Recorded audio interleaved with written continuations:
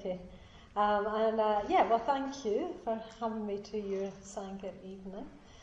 So I think you've been exploring Sangha, that's right, isn't it? On your Sangha evening? Yeah, good. And tonight's aspect we're going to be exploring gratitude. And so I'm going to be talking a bit, but it's going to be quite informal because I'm going to be asking you to join in. And the first thing I'm going to ask you is, how you got on with the meditation that we just did before the tea break. So Maitri Sara led us in a gratitude bhavana. So she was suggesting that as we brought people to mind, any benefits we had from people. Did anyone try that in the meditation? No? How did they care to share how they got on? What happened? There's no right or wrong answer. What happened when you tried that sort of gratitude?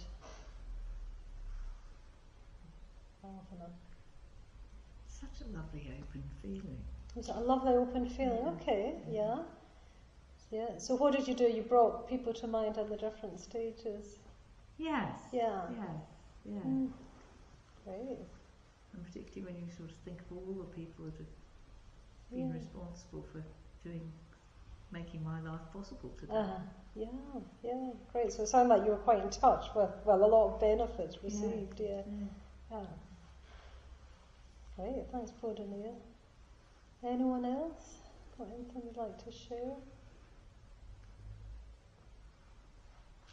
Just had a very strong sense of the people in the different stages, just their presence. It's quite hard to verbalise, but just thinking about the ways in which their actions had a positive, ultimately a positive effect on me. I just had a really strong sense of who they are. Okay, and would you say that was a stronger sense than when you're doing the Metta-bhavana in the ordinary way? Yes, I've talked about it with a Sangha friend that sometimes, not always, but sometimes if you're doing, your classic Metta-bhavana, you can always get a bit lost in what you're trying to do.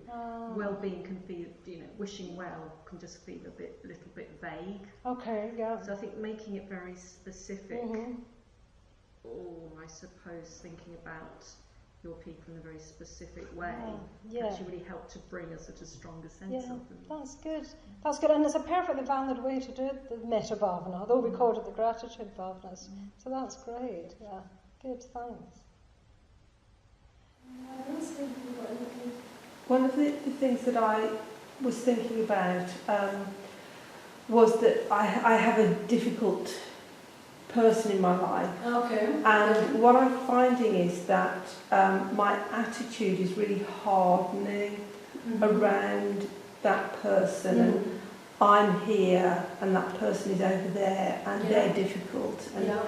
And I saw it as an opportunity to just soften up a bit and to just try and be a bit more compassionate.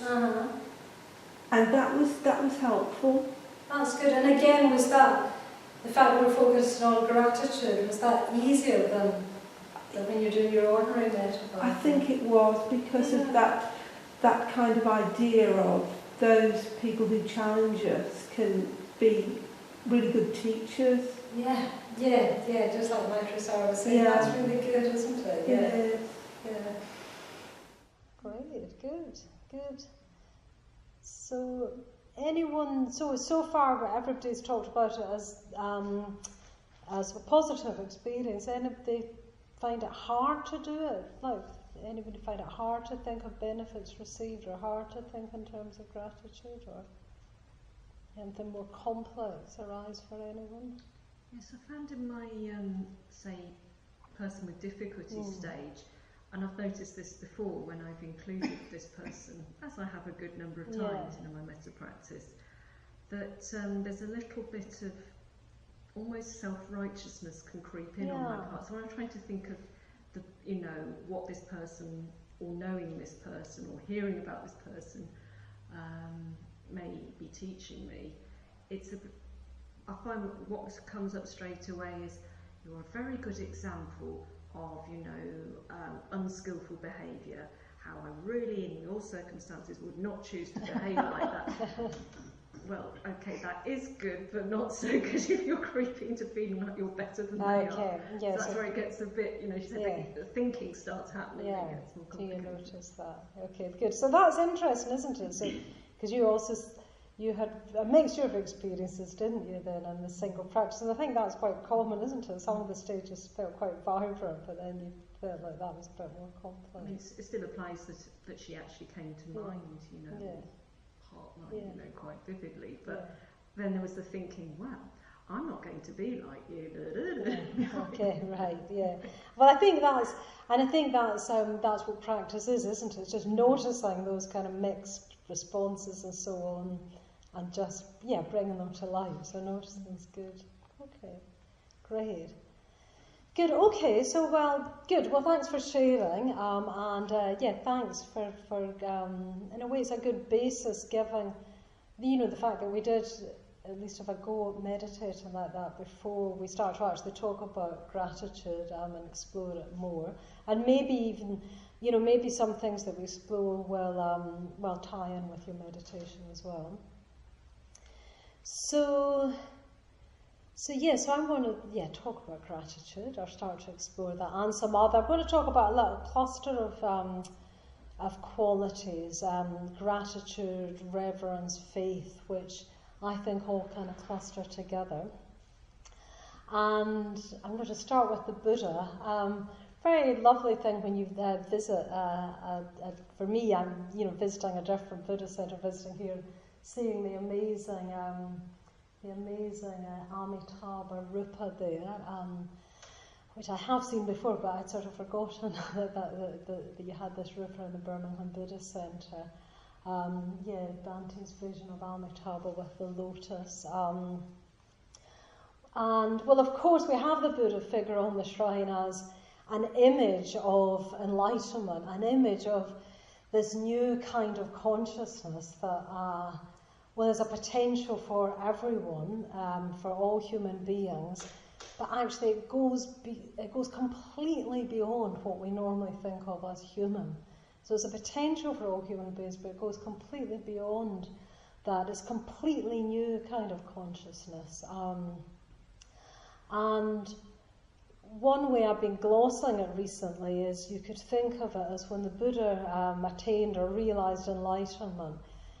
Well, he was completely free, as all enlightened beings are, from that the sort of tyranny, really, of everything circling back to myself in the middle, circling back to what's in it for me, why is this happening to me, and what do people think about me? Yeah? So an enlightened being is completely free of that sort of circling back that unenlightened we're all subject to. We're all unenlightened, even in a way, no matter how sort of lofty our states of mind are, maybe even if we're on retreat or so on, and actually we get into more and more skillful states of mind, sooner or later it'll circle back to that, won't it? It'll circle back to, why is this happening to me? What was in it for me? What am I going to get out of this? And what are people thinking about me? Yeah? Do people recognise that? Yeah, not just me, is it? Yeah. And sometimes, of course, we're very, very aware of that. Sometimes we're just like caught in that, completely. So the enlightened consciousness is a consciousness that's completely free of that. But it's even more than that, because it's completely free of that. But it's not. Enlightenment isn't just an absence. Yeah? It isn't just an absence of those. Of those states of being. It's something. The absence of those allows something completely new to emerge. Yeah. So something new and pure can emerge if we haven't got that circling back to me anymore. So what I'm going to do is take us back to that enlightenment experience. So, as you know, I'm sure, of the Buddha gained enlightenment under the Bodhi tree, and he sat there. There's a whole drama, isn't there, the attack of Mara and so on, and then the Buddha, on that night, the full moon night, realised enlightenment. But you may remember he didn't just immediately get up and go off after that, did he? He sat there, we're told, for 7 weeks. Sort of magic number 7. It might not have been literally 7, but that's a symbolic number. So he sat there for 7 weeks under that spot, or in the vicinity of that. Sometimes we're told he sat under different trees that are still there in Bodh or the sites of them are still there. So, can anyone remember, or does anyone know what happened? Can anyone remember some of the things that happened when he sat there? I'm going to focus on particularly one of them and touch on another one. What happened as he sat there? So he's already enlightened, so we've had the attack of Mara and so on. He's already enlightened. What happens next? Can anyone do? There's some incidents that happen.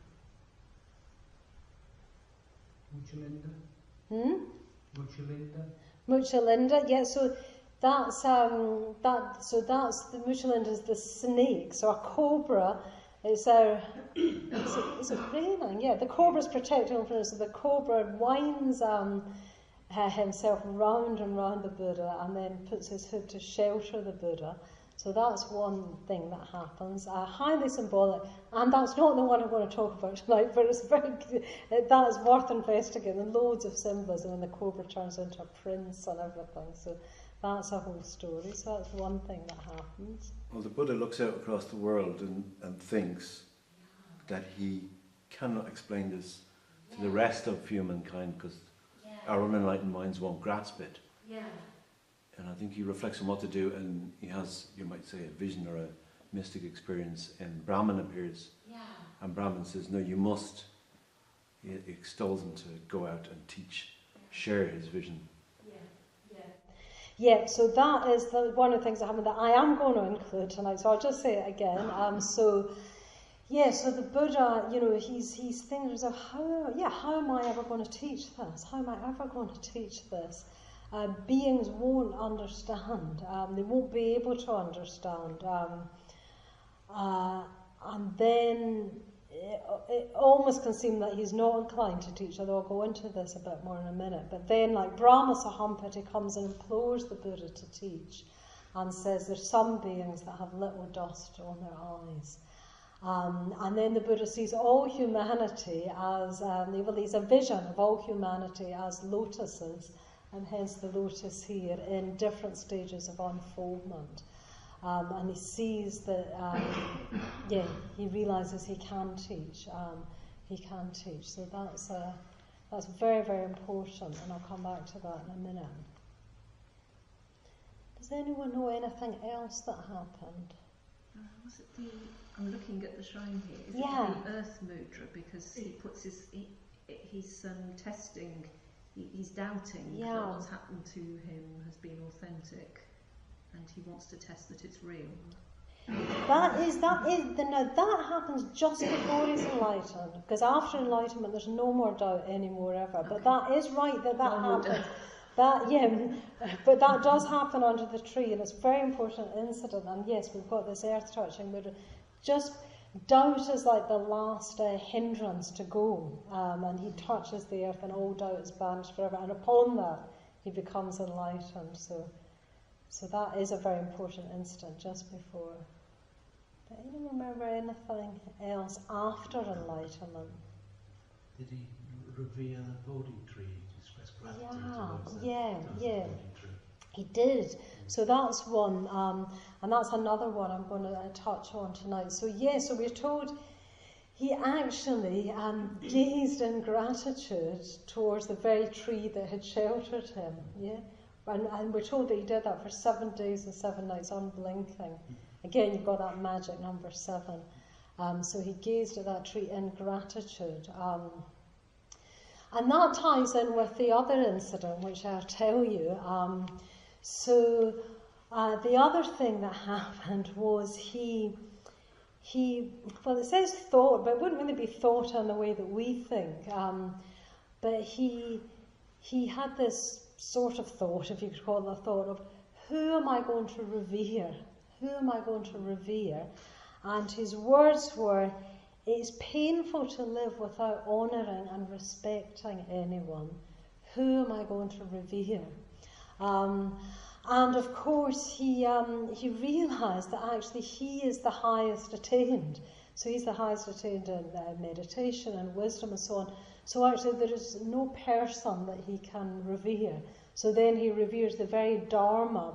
So that's Dharma, not Dharma as teaching, but Dharma. Well, I was going to say Dharma as truth, but that doesn't quite do it justice. He reveres the very, it's almost like the very fact that we live in a universe where Buddhas can appear. So he reveres that Dharmic truth.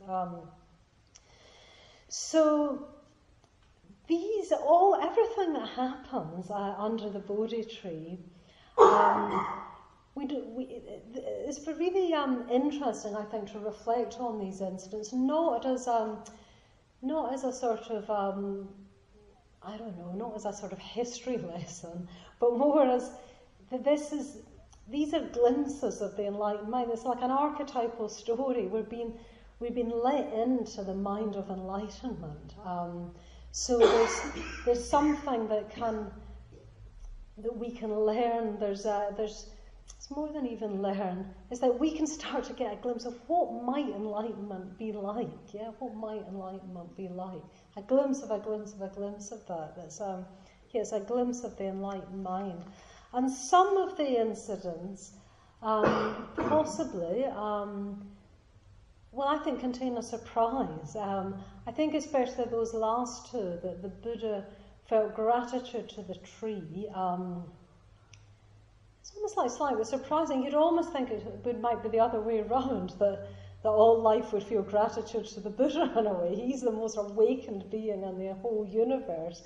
In some ways, everything would be worshipping the Buddha. But in fact, the Buddha himself is feeling gratitude and even looking for someone to worship, even looking for someone to revere. So that's interesting, isn't it? Do you think? Well, I think that's interesting. Yeah, so that's interesting. And it's interesting. We heard also the story of the Buddha thinking, how am I going to teach this? Yeah, how am I going to teach this? And recently, I've been thinking that this question of how am I going to teach this amazing thing, this amazing realization? How am I going to teach this? And who is there to revere? I've started to think of them as sort of exactly symmetrical incidents. And I think the nearest thing in our own experience that we might have, that might give us a glimpse of what might have been going on, is the kind of thing that happens when we're engaged in any sort of creative experience, whether that's a kind of classically creative experience like writing a poem or painting or so on, or whether it's creative in the more general sense, like say having a meaningful conversation or so on.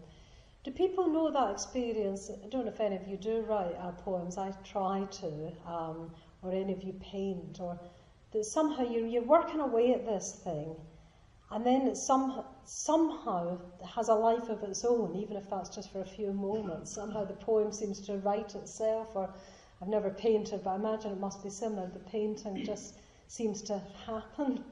Or in communication, sometimes I have it when I'm a bit worried about communication.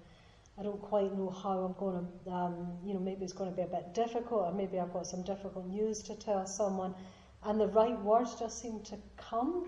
Do people sort of recognise those experiences? A bit, yeah, people recognise that. Because I think within that, there's a sort of almost instinctive, like, looking up. You kind of think, how did that happen? There's a sort of, it's as if it's come from somewhere else. And to me, it often feels like it's sort of metaphorically come from above anyway. My instinct is like, how did that happen?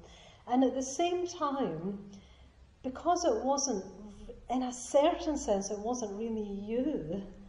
There's a sense of, oh, I'll never be able to do that again, or how will I ever be able to explain how I did that? Yeah, just sort of, is this kind of having any, yeah? And I think that's because it hasn't felt like exactly you in the first place. I mean that metaphorically. It kind of is you. It is you making the marks on the paper, writing the thing, or speaking. But in a certain sense, the feeling is that it wasn't quite you. So that there's a feeling of how could I repeat or explain this. So I think that's why I say that these incidents are kind of symmetrical, and they come from this fact that in those moments it feels like something else has entered that isn't you. And I wonder if that's a glimpse of the enlightenment experience, that even for a Buddha there's a sort of sense of, how did that happen? Obviously there's been practice, but then something happens that's totally beyond anything that even the Buddha could ever have dreamed, like a whole new consciousness. How did that happen? That instinct to look up, how amazing, how the instinct for reverence of looking up, and then that instinct of, gosh, how will I ever manage to communicate this, So that they're my thoughts so far about those incidents, and starting to think, well, what might they mean for us? And I think it's important that that's why I'm asking you, have you all had at least a glimpse of that?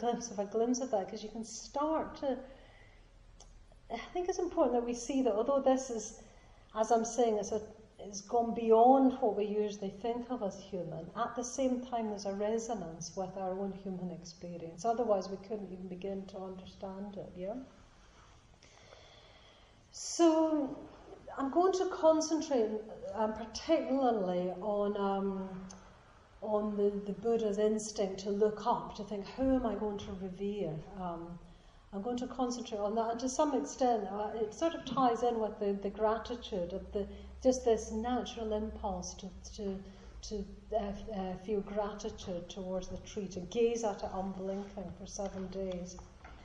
So does anyone, now that I've reminded you of that incident, does anyone know the name of the sutta, the ancient text that describes that incident of the Buddha's instinct for reverence? You know the name of that sutta? Garva Sutta. The Garva Sutta, yeah, it's called the Garva Sutta. So the word Garva, it comes apparently from a root meaning sort of weighty. It's the same root as guru, actually. It's weighty as in like knowing the worth of something, knowing the weight of it. And it includes, it's something like admiration, like wonder, but it's more than all these things. There's something I was reading that Bhante Sangha wrote recently. He said is delight in the very fact that there are others who are superior to us in creative ability or spiritual attainment. So it's delight in the very fact of that. So that's all in this word Garva. It's a sort of looking up. And then crucial to this sutta is the Buddha saying, and I said it a minute ago, I'll say it again. The Buddha saying, it's painful to live without honouring and respecting anyone. So that's the Buddha. He's saying it's painful to live without honouring and respecting anyone. So, is that true? Is it painful to live without honouring or respecting anyone? We might explore that. What time is it? Maybe we've even got time to explore it. And why don't we explore it? And why don't we have 5 minutes in little groups of 3? Yeah, just seeing if you think that's true. It's painful to live without honouring and respecting anyone. Yeah, why don't you go into little groups of 3 just now? Discuss that. You've just have 5 minutes all together, and then you can elect a. Good. So what do you think? Is it painful to live without honouring and respecting anyone? Or not? Yes. Yes? Who said that? No. Yes. So why is that then?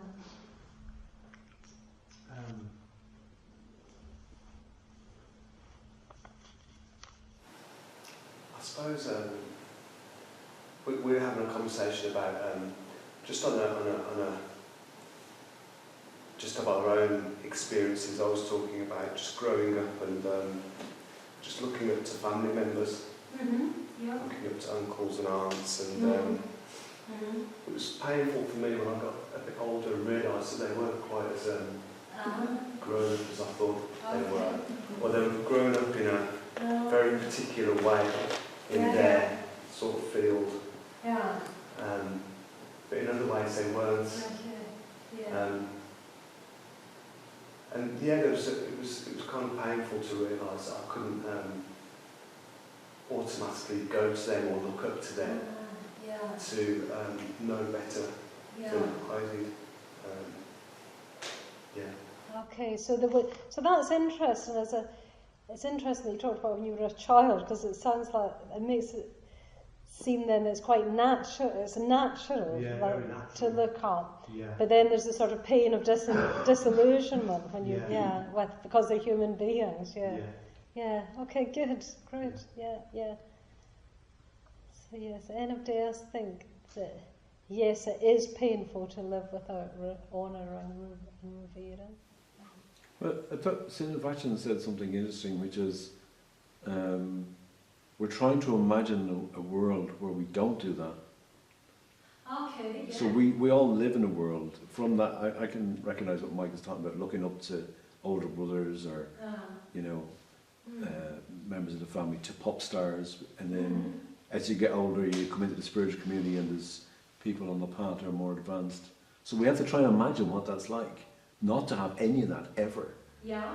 Because we don't live in a world where that doesn't go on. There may be people who don't look up to something, but broadly speaking, across the world, there's a lot of some kind of worship. So what would that be like, that world? It's hard to imagine, I think. Okay. And that this is what we're trying to do, isn't it? Trying to imagine what is a world like where nobody looks up.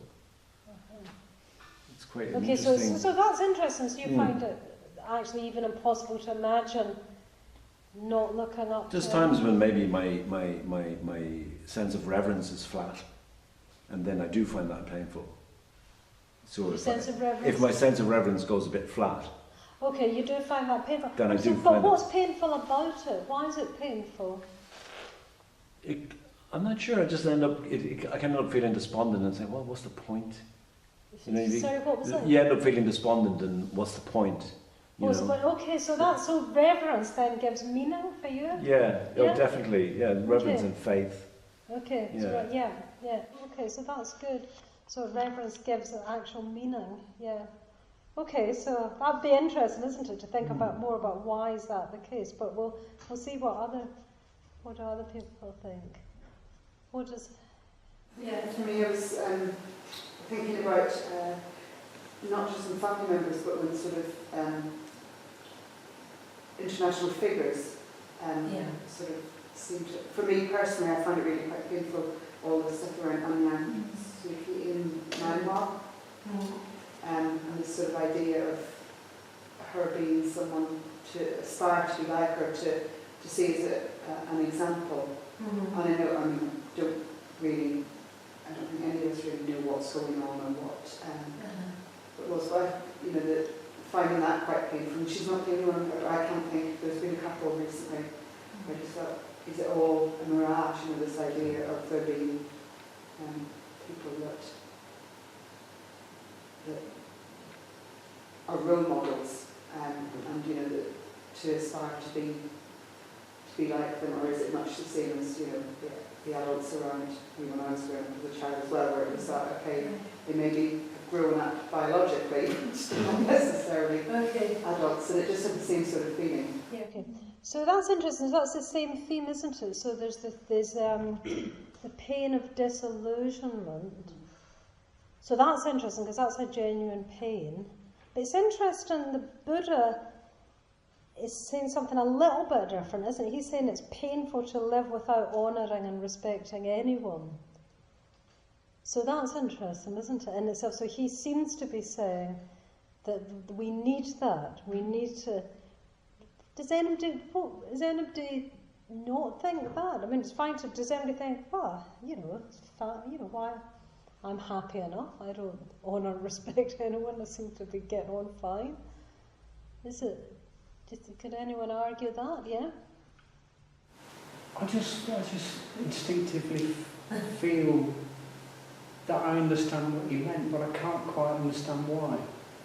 Okay. Getting back to what other people have said about being disillusioned with family members and wider world figures, I think that when people are seen to have feet of clay, people that we've revered and respected as world figures, they might be spiritual leaders or in other fields, when they're discovered to be human and frail and to make mistakes, we become disillusioned. And I think the reason we become disillusioned and despondent is that we think we have this image of them as being very competent or whatever, and we'd like to aspire to that, and then we start to think, well, if they can't do it, well, what chance do I have? So you get despondent, So that's true, isn't it? And that's an interesting thing to explore. Similarly to Jack, I think that's not quite what the Buddha's saying though in this, is it? Which it is a good theme, isn't it? What do we do when people we've looked up to have feet of clay? But again, the Buddha isn't saying it's painful when we get disillusioned. The Buddha's saying it's painful to live without honouring and respecting anyone.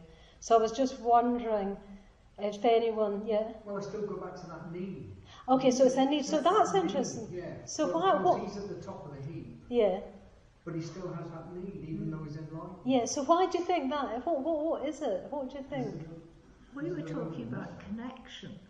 Yeah. And that if we didn't honour or respect, we might not honour or respect somebody for everything about them, but honouring and respecting people's good qualities allows us to connect with them. Yeah. And allows us to resonate with those qualities. Yeah. Because that's the way then we start to see, that we all have these good qualities. Yeah. So it was, and if we don't do that, then we don't have that level of self-respect either. That's very interesting. Yeah. Is that something that came up in our discussion? So that's interesting, isn't it? Because it connects us with the people, but it connects us with the qualities themselves. So there's an idea that there's something we can move towards, which actually, interesting enough, connects with ourselves. Because then we think I can move towards that. Yeah. Oh, good. So we've got one here and one here. Yeah. It's very lonely at the top, isn't it? So that's interesting. If you've got to the top, and you know it. Yeah. It's kind of like, well, where do I go from here? There's no wow factor, it's one of the things. So if you're learning to do something and you're picking up words that people are saying and feelings from people, a poem or a song or a piece of art, you've got that, that's really resonating with me. Yeah. You can take it home.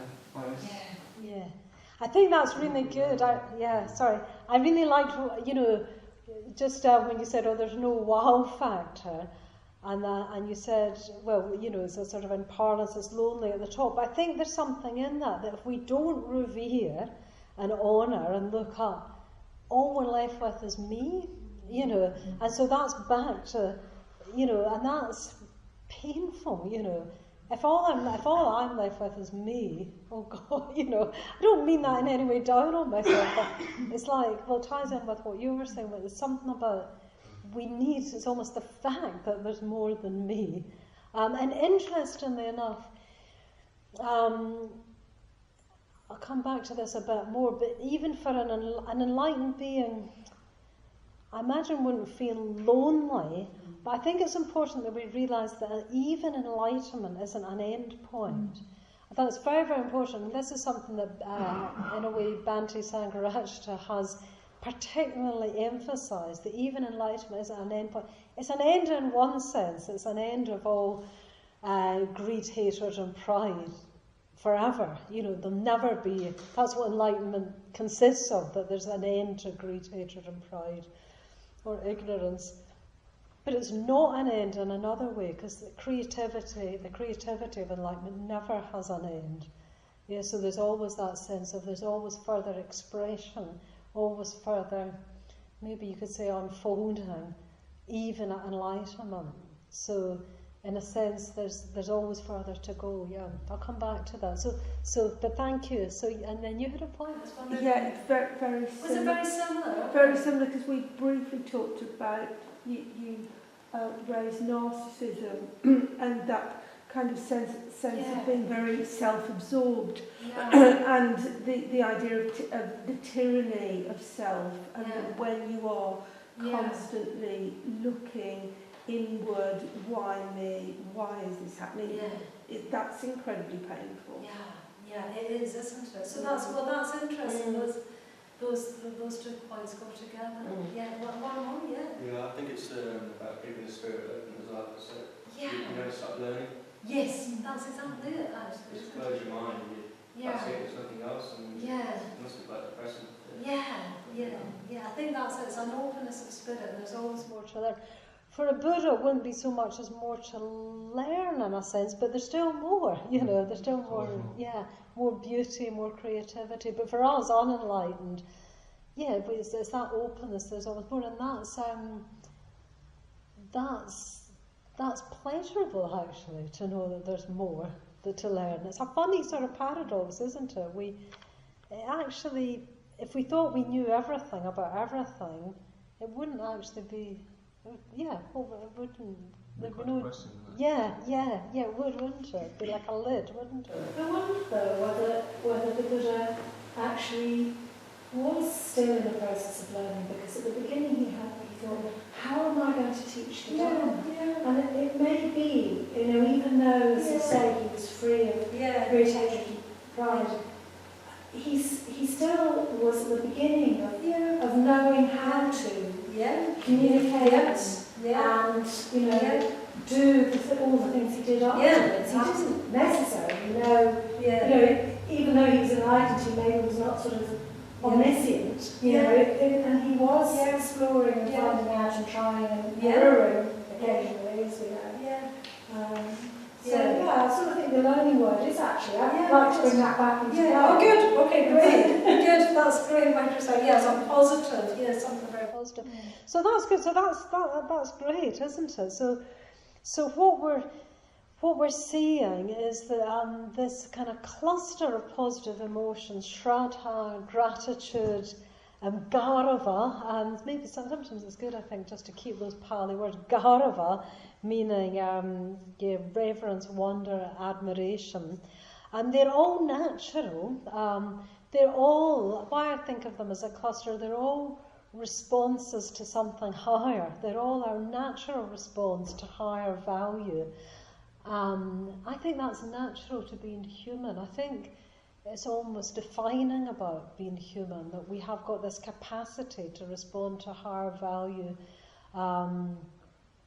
It's natural. I think it's important, though, to know that although it's natural, it's not sort of automatic in a way. We have to still cultivate it, because although it's natural, even innate, there's other forces. There's all the other opposing forces, cynicism, or just dullness, or just those forces can be sort of blunted or covered up by other forces. So we do have to cultivate them. We do have to cultivate shraddha, gratitude, garava. We have to sort of intentionally, a bit like we did in the meditation, sometimes it doesn't take much, just by intentionally bringing people to mind that brought us benefits, we're cultivating gratitude. They're natural to us. I think that's very, very important. And they're unending. Even enlightenment isn't an end of them. They'll continue. The ideal of enlightenment is infinite, as an unending ideal. So these will continue. And so you've got that glimpse of the. We've got the glimpse of the Buddha mind under the Bodhi tree. So I want to say a bit more about this cluster and the little time we've got left. I want to just say a little bit about positive emotion in general. And what I want to say is that positive emotion in some ways isn't the best way to think of positive emotion, if you see what I mean. Because, well, positive can be a bit problematic because we might think of it as like going around with a sort of smiley face all the time, and it's not necessarily that. Emotion can make it sound like it's all to do with feeling, yeah?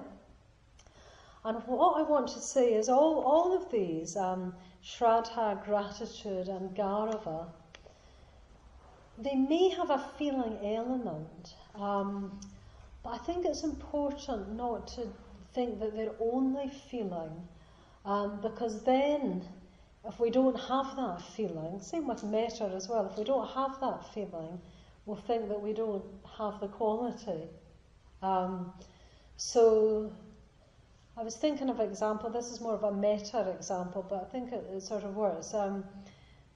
So a few months ago I was staying with my sister and her partner and their 2 boys, and the youngest boy, he's 15 now, and he's taken to the teenage habit of going on Saturday afternoons, going to the nearest shopping centre and somehow procuring some cheap cider and drinking it with his friends. So anyway, he'd been doing this one Saturday afternoon, come home a little, not exactly drunk, but a little bit tipsy.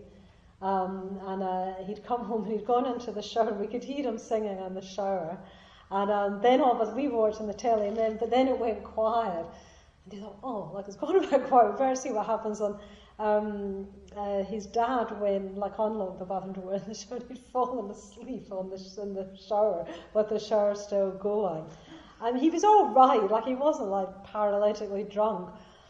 But what I noticed that the whole rest of then he went to bed, but the whole rest of the evening, basically every 15 minutes, either his mum or dad went just to check he was all right. I mean, I'm sure any parent would do that. And what I thought was, I'm sure they are not feeling metta at this moment. Do you know what I mean? They're probably feeling slightly alarmed, probably a bit annoyed, maybe a bit worried, but they're acting metta. They're, of course they're going, they're not going, they're checking, they're acting metta.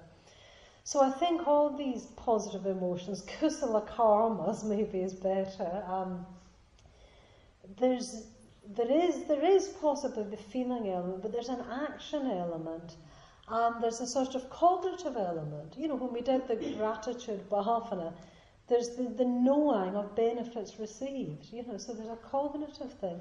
Now I think this is really important teaching, because we see that all these qualities, metta, shraddha, gratitude, gaurava, they're not just feeling, they've got a cognitive aspect, they've got a volitional aspect, and one or the other might be more to the fore. So we may find ourselves not feeling something very strongly. That doesn't mean that we're not in touch with gaurava, or we're not in touch with gratitude, or we're not in touch with shraddha. Our actions might, here we all are, we've turned up on a kind of cold December night, that's, our legs are brought here, there's a sort of legs aspect to all these things, as well as a heart aspect, as well as a sort of head aspect, sort of cognitive aspect, yeah? And I think it gets particularly important if we find ourselves perhaps not in touch with a sort of feeling and sense of inspiration, not to immediately think, oh, that means there's no kusala karma there, that means there's no positive emotion there, because then I think we can just quite quickly get despondent, sort of needlessly in a way. We can also look to our actions, yeah, we can look to we particularly look to our actions, but we can kind of look to, well, does this make sense to me? We can ask ourselves, whether the teachings make sense. Oh yeah, they actually do make sense. Do I believe the Buddha was enlightened? Well, as far as I know that, I think I do. We can ask ourselves those questions. So yes, I wanted to say that, partly because I just, I often just try and say that at every opportunity, because I think it really helps us in our practice. So this, as I was saying, Shraddha, gratitude, Garva, they're all inherent in human nature. This capacity to look up to someone or something, usually someone. Our qualities will be manifest in people. That's why our instincts to look up to someone. They're inherent in human nature. That also means that they're not, in a sense, they're not particularly Buddhist emotions. They're not. We haven't got the only claim to them, as it were. They'll reach across all religions and all cultures. They start with all of them really start with ordinary responsiveness to value. Just very interesting, you're saying as a child, like just looking up to parents. It's just ordinary responsiveness to, well, where do I see someone behaving well? Even if later on I discover they didn't behave so well. And just having our actual response to that.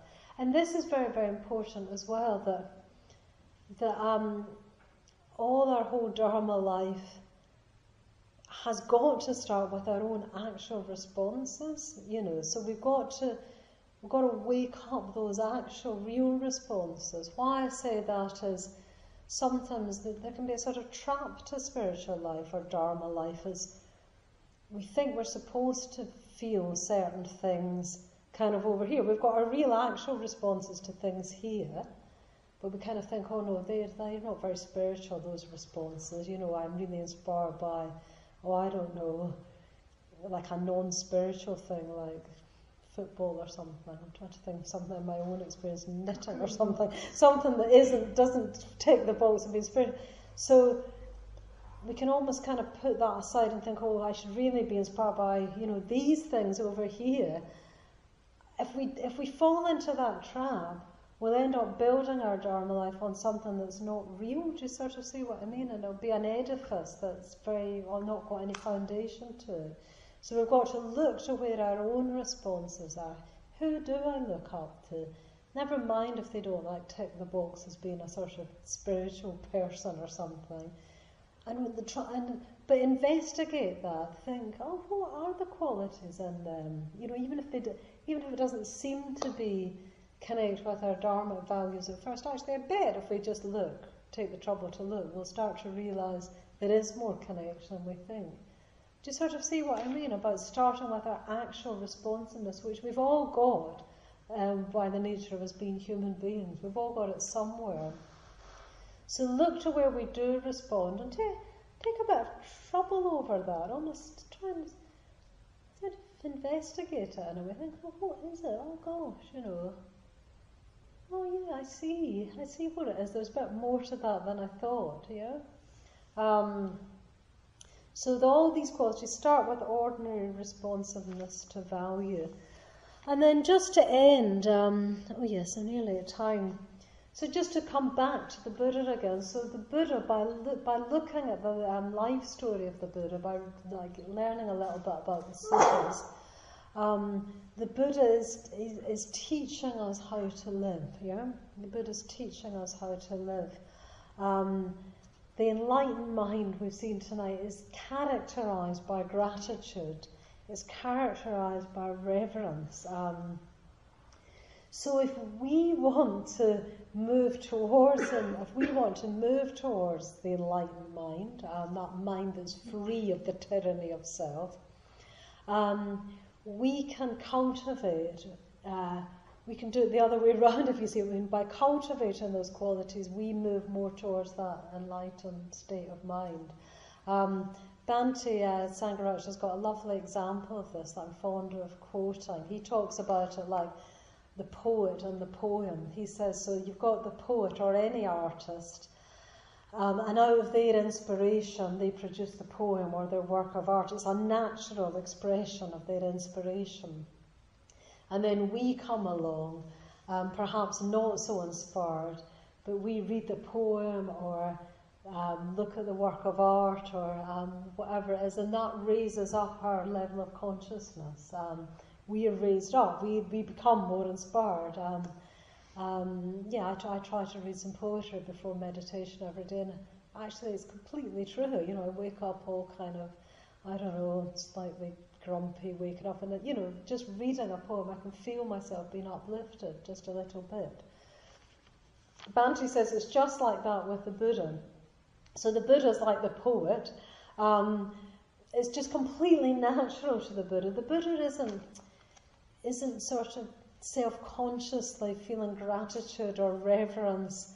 It's just an outpouring. It's not, there's no self-consciousness in it. It's just an outpouring.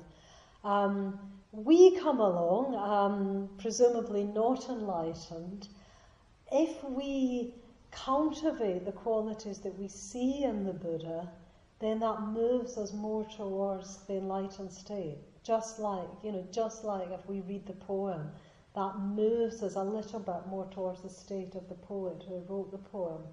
By us cultivating those qualities, it can be very, very simple. It can just be by paying attention, by saying, well, who do I look up to? What do I feel grateful for? We're moving more towards the state of being of a Buddha. So that's what I leave you with, that thought. So that's the end. So thank you for having me.